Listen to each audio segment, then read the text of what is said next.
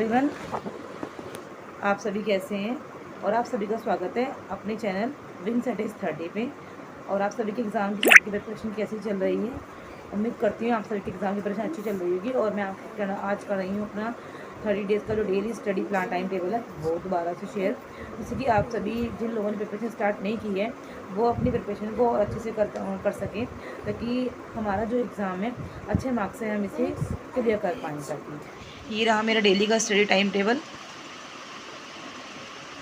8 बजे से 9 बजे तक मैं करती थी हिंदी, PY की प्रैक्टिस सेट, पैसेज। जो लोग ग्रामर कर रहे हैं प्लीज़ ग्रामर ना करें, क्योंकि सीटेट के एग्ज़ाम में ग्रामर बिल्कुल भी नहीं आती है। और आप इस टाइम टेबल को फॉलो करके अपने एग्ज़ाम को अच्छे मार्क्स से क्लियर कर सकते हैं। नेक्स्ट है 9 से 11 का टाइम। तो 9 से 11 यानी कि 2 घंटे में मिल जाते हैं। तो उस 2 घंटे में मैं करती हूँ CDP, child development, theory, short notes जो हमने बनाए हैं वो, और जिन्होंने नहीं बनाए हैं तो वो किसी भी यूट्यूब चैनल से जाकर भी प्रैक्टिस कर सकते हैं। Next practice set. और 11 से 12 बजे स्टडी का टाइम होता है। किड्स का बच्चे घर पर होते हैं, अदरवाइज़ वो स्कूल गए हुए होते हैं तो उनके आने का टाइम होता है। अगर हम चाहें तो अपने टाइम को अपने अकॉर्डिंग एडजस्ट कर सकते हैं, थोड़ा बहुत ऊपर नीचे कर सकते हैं। तो इस वक्त मैं करती हूँ अपना जो वीक सब्जेक्ट होता है और जो पॉइंट्स होते हैं उनको रिवीजन करती हूँ। नेक्स्ट 12 से 2 बजे का टाइम रहता है बच्चों के लंच का और अपना रिफ़्रेश का, कि हमें चाय कॉफ़ी वगैरह जो भी कुछ लेनी है उन लोगों के लिए है। नेक्स्ट 2 बजे से 3 बजे तक मैं करती हूँ अपनी इंग्लिश पैसेज, PY को, और ग्रामर इसमें भी नहीं। जो लोग गद्यांश पद्यांश करते हैं, आप सभी को पता होगा कि जो मैं आपको बता दूँ, जिन लोगों को नहीं पता है कि टेट के एग्ज़ाम में UP टेट के एग्ज़ाम की तरह ग्रामर नहीं आती, तो प्लीज़ आप उन टॉपिक्स पर अपना टाइम वेस्ट करना ना करें जो एग्ज़ाम में बिल्कुल भी नहीं पूछा था, क्योंकि अब ज़्यादा टाइम नहीं है। मैक्सिमम टाइम अब हमारे पास 30 डेज़ मुश्किल से हैं। तो उसमें हमें अपनी स्ट्रेटेजी एग्ज़ाम की ऐसी बनानी जिसमें हम अच्छे मार्क्स से अपने एग्ज़ाम को फर्स्ट अटैम्प्ट में क्लियर कर पाएँ। क्योंकि कभी कभी ऐसे होता है कि कुछ 1-2 पॉइंट्स हमारी लापरवाही के आते हैं जिनको हम ध्यान नहीं देते और हमारा 89 88 आकर रह जाता है, जिस वजह से हमारा एग्ज़ाम रह जाता है। नेक्स्ट 3 बजे से 5 बजे तक बच्चों की स्टडी का टाइम होता है। उस बीच अगर हम कुछ कर सकते हैं थोड़ा बहुत तो वो कर लीजिए, अदरवाइज़ जो हाउस होल्ड वर्क होते हैं हम वो कर लेते हैं। इसके साथ ही चलते हैं, क्योंकि हमारा जो ये टाइम टेबल है पेपर 2 वालों के लिए, पेपर 1 वालों के लिए नहीं है।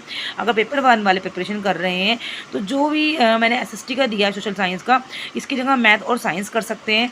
और यहाँ पर जो टाइम मैंने ये रिफ्रेश का और 11 बजे से 11 बजे से 12 बजे का जो टाइम दिया है उसमें हम अपना EVS का सब्जेक्ट कर सकते हैं।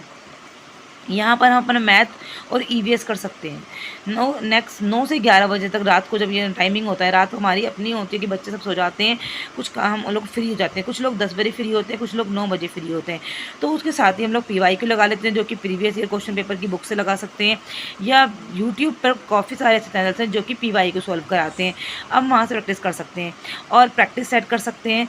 हमें एक प्रैक्टिस सेट ज़रूर करना चाहिए, जिससे कि हमें एनालिसिस हो जाए, हमारी अंडरस्टैंडिंग बढ़े कि हमारा कितना जो कॉन्फिडेंस लेवल है वो इंक्रीज़ हुआ है, हम कितना कर पा रहे हैं, कौन कौन से डाउट्स से जो है कि हमें अब नहीं हो रहे, पहले हो रहे थे, उन टॉपिक्स को हम निकाल कर हम दोबारा से उनकी थ्योरी और कंटेंट से पढ़कर अपने डाउट्स को क्लियर कर सकते हैं। और एवरी सैटरडे मैं करती हूँ अपनी फुल रिवीजन, क्योंकि संडे में हम लोगों को टाइम कम मिल पाता है।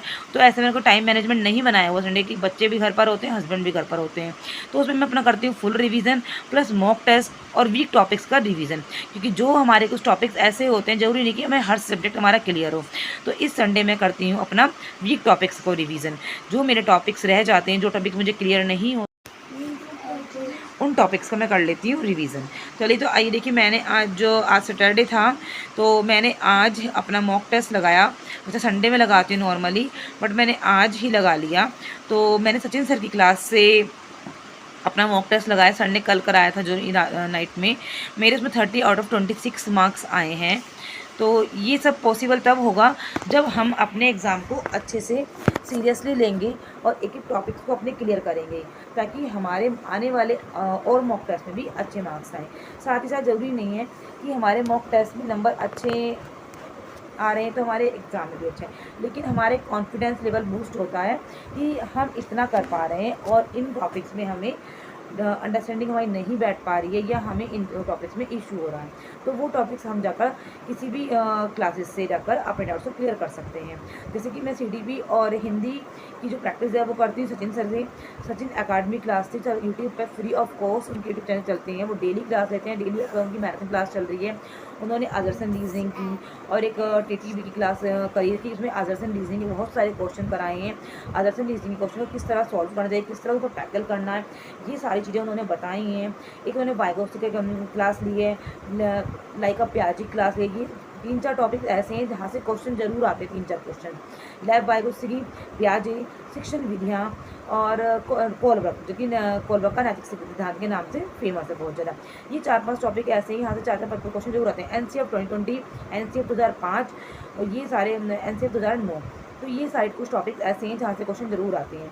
और असिस्टी करती हूँ मैं सनी सर के, टीचर अड्डा पर सनी सर हैं, उनकी क्लास से और उन्हीं के ही क्लासेस से मैं लेती हूँ निधि मैम से इंग्लिश की प्रैक्टिस। तो बाकी जो आपको अपने अकॉर्डिंग ठीक लगे आप उनसे क्लास ले सकते हैं, लेकिन इस टाइम ज़रूरी है हमारा पढ़ना, एक एक पॉइंट पर अपना अंडरस्टैंडिंग बढ़ा अंडरस्टैंडिंग को बिल्ड करना।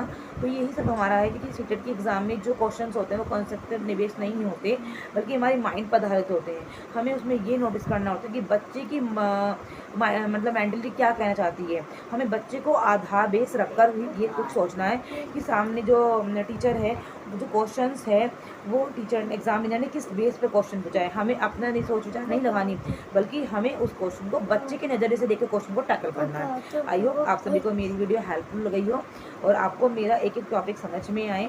अगर आपको भी टाइम टेबल सूट करे तो आप इस टाइम टेबल को फॉलो कर सकते हैं, अदरवाइज़ इसमें कुछ चेंजेस करके आप अपने अकॉर्डिंग टाइम टेबल बनाकर उसको फॉलो कर सकते हैं।